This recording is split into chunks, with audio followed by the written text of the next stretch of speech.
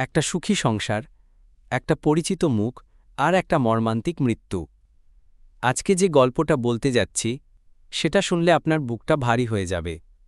ছোট পর্দার জনপ্রিয় অভিনেতা জাহের আলভী, এই নামটা এখন সারা দেশে ঝড় তুলেছে। তার স্ত্রী ইকরা আত্মহত্যা করলেন, আর পরের দিনই সামনে এলো এক চাঞ্চল্যকর সত্য। সত্যিটা জানলে আপনিও থমকে যাবেন। গত 28শে ফেব্রুয়ারি 2026 দুপুরবেলা মিরপুর ডিওএইচএসের একটি বাসা। আফরা ইবনাত ইকরা, জাহের আলভীর স্ত্রী, সেদিন নিজেই নিজের জীবন শেষ করে দিলেন। আর সেই মুহূর্তে তার স্বামী নেপালে শুটিংয়ে ব্যস্ত। সংসারে স্ত্রী একা, আর স্বামী বাইরে। কিন্তু প্রশ্ন হল, ইকরা কি সত্যিই একাই ছিলেন এই কষ্টে? ইকরার মৃত্যুর পর যখন তদন্ত শুরু হল, তখনই বেরিয়ে এলো সেই তথ্য যেটা সবাইকে হতবাক করে দিয়েছে। জাহের আলভীর সঙ্গে একজন সহ অভিনেত্রীর বিবাহ বহির্ভূত সম্পর্ক ছিল।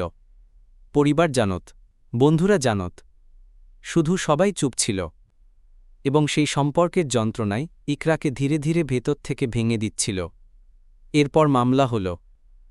প্রধান আসামি করা হয়েছে জাহের আলভীকে এবং তার কথিত প্রেমিকাসহ অভিনেত্রী তিথিকে।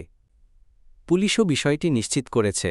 প্রথম আলো, যুগান্তর, কালের কণ্ঠ, একাধিক মিডিয়া এই খবর নিশ্চিত করেছে।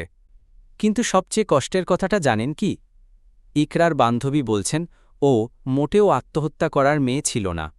ঘটনার মাত্র কিছুদিন আগেও ইকরা কথা বলছিলেন ডিভোর্সের পর নতুন জীবন শুরু করবেন বলে। স্বপ্ন দেখছিলেন নতুন ভোরের। তাহলে কি এমন হল যা তাকে সেই পথ বেছে নিতে বাধ্য করল? এই প্রশ্নের উত্তর এখনও খুঁজছে আইন, খুঁজছে সমাজ। আমরা যারা টেলিভিশনে এই মুখগুলো দেখে হাসি, তারা কি জানি পর্দার আলোর পেছনে কতটা অন্ধকার থাকতে পারে? একটাই কথা বলতে চাই, কারো মানসিক কষ্ট দেখলে চুপ থাকবেন না। একটু কথা বলুন, একটু পাশে থাকুন। হয়তো সেটাই কারো জীবন বাঁচাতে পারে। এই ঘটনায় আপনার মতামত কি? কমেন্টে জানান। আর এই ভিডিওটা শেয়ার করুন যাতে সত্যিটা সবার কাছে পৌঁছায়। চ্যানেলটা সাবস্ক্রাইব করতে ভুলবেন না, কারণ এই ধরনের গুরুত্বপূর্ণ খবর সবার আগে এখানেই পাবেন। দেখতে থাকুন, সত্যের সঙ্গে থাকুন।